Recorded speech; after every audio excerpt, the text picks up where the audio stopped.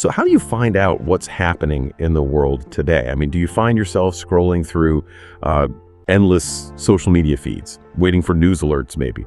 Or perhaps you still appreciate, the feel of a traditional newspaper. Whatever your routine, it's pretty undeniable that the ground beneath us is constantly shifting when it comes to information and news. The very way we understand the world is changing.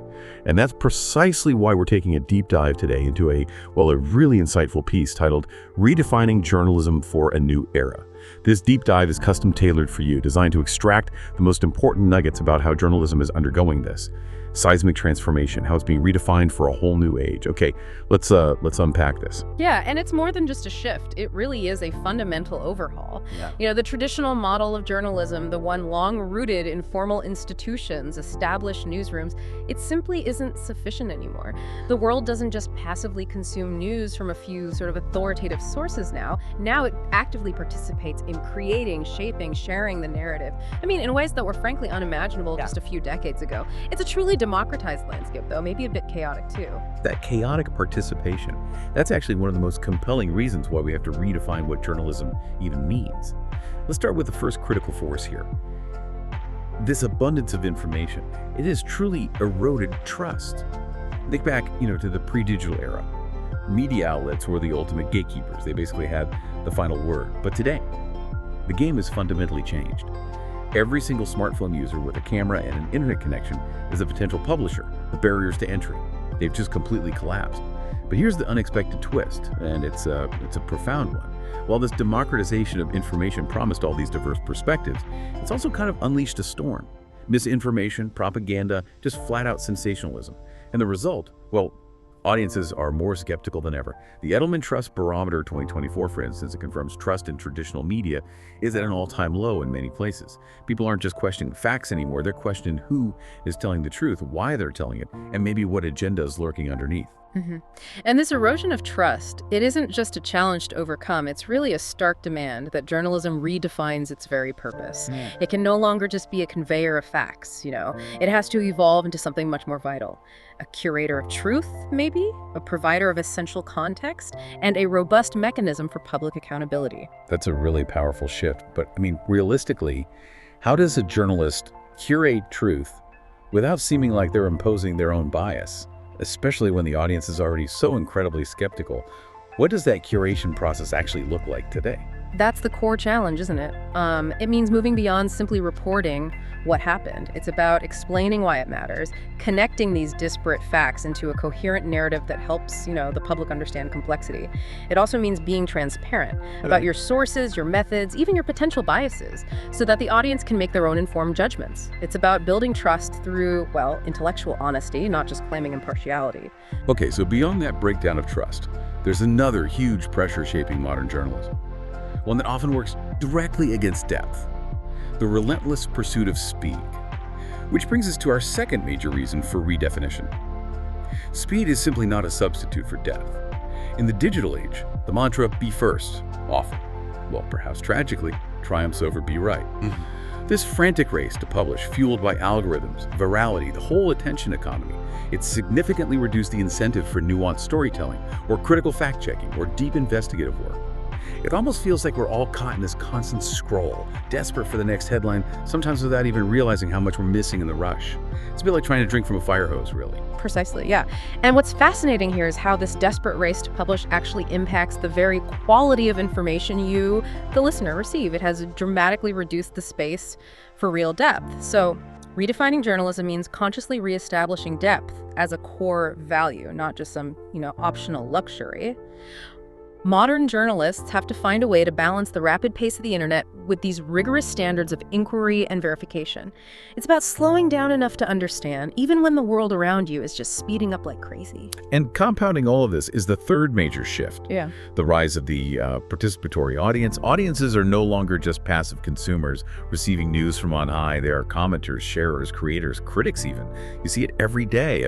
From live tweets directly from protest sites happening in real time, to eyewitness footage playing a growing, sometimes central role in breaking news. Citizen journalism isn't just niche anymore. It's this undeniable, often powerful force. Yeah, right.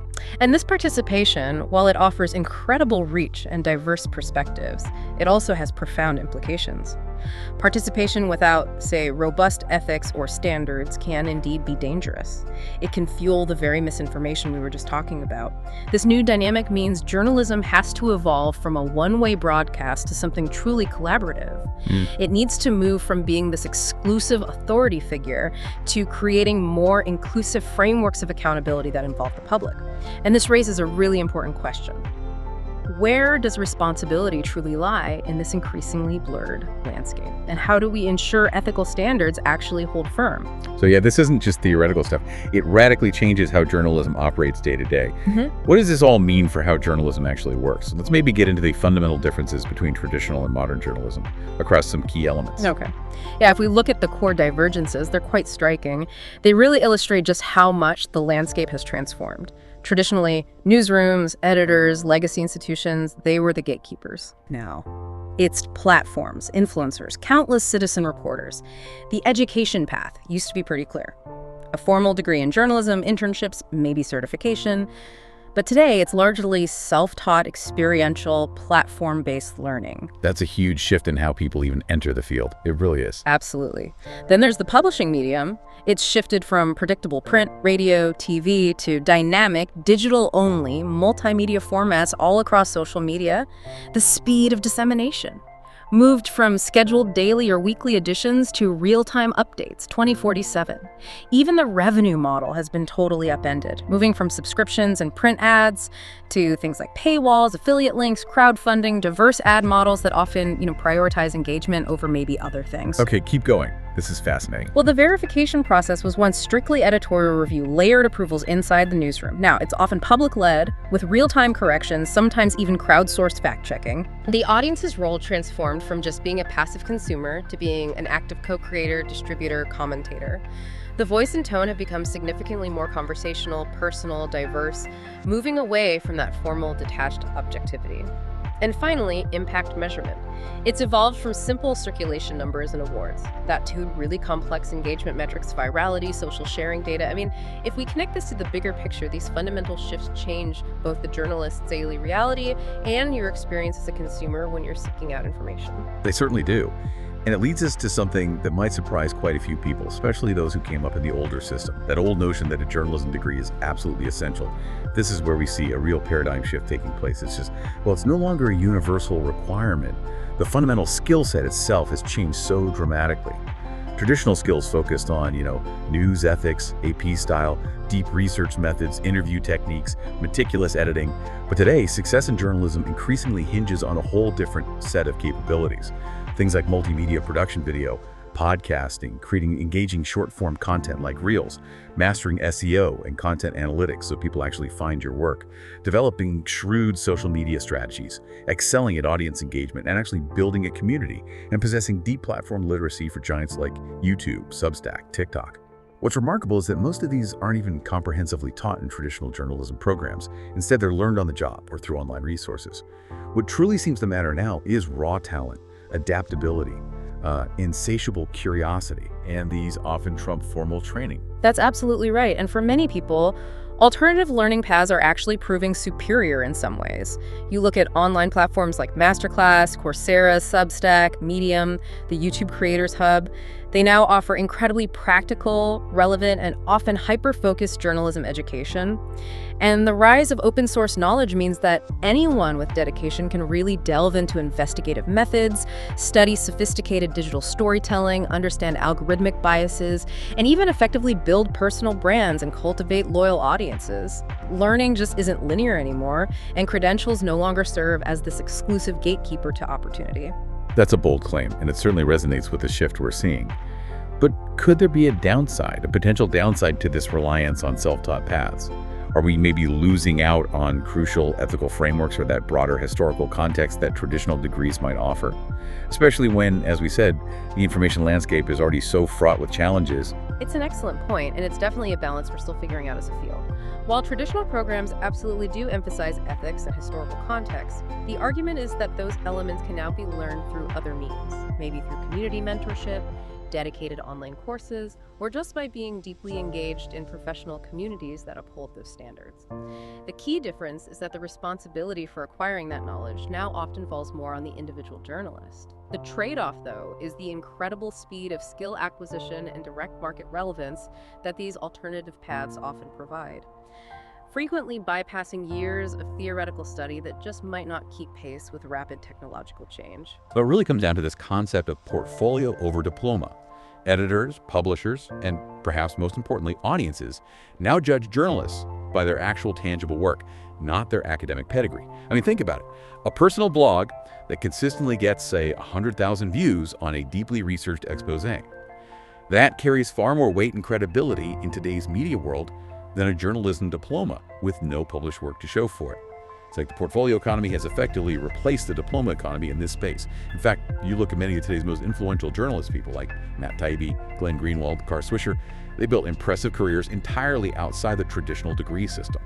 Their impact really speaks for itself.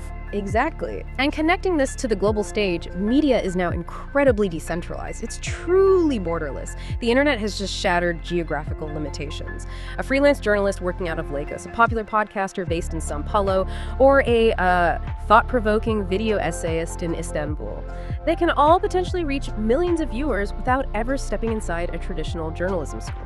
A degree which is often tied to regional accreditation or specific cultural norms, it's simply no longer a universal passport in this vast, interconnected global media landscape. It's really about the story and the reach, wherever you happen to be. So, okay, to bring it all together then, the core message seems clear. Journalism isn't dying. Far from it. It is in fact being reborn. And this rebirth demands some crucial fundamental changes from everyone involved. We have to learn to embrace audience participation while vigorously defending truth. We need to welcome non-traditional voices into the fold while still reinforcing core journalistic ethics. That's key. We must teach the art of storytelling right alongside the science of analytics, and crucially promote skill-based inclusion over, perhaps, outdated academic elitism. Precisely stated. We have to redefine journalism not to abandon its foundational mission that's critical, but to strategically expand its boundaries, to democratize its powerful tools, and ultimately work toward restoring its public trust. In a world that's just full of overwhelming noise, journalism simply must be the signal. And that signal, importantly, has to come from everywhere, not just from the top down, from the established institutions, but powerfully from the middle, from the margins, and from this new vanguard of global storytellers emerging from, well, every corner of the planet. As Momin Ghazwani wisely put it, it may be a modest attempt to contribute to impact, but it is powerful because it dares to question and analyze great ideas. So, we really encourage you, the listener, to reflect on what this redefined journalism means for how you consume and engage with the world's information, and maybe even how you might contribute to that signal in the noise. What stands out to you from all this?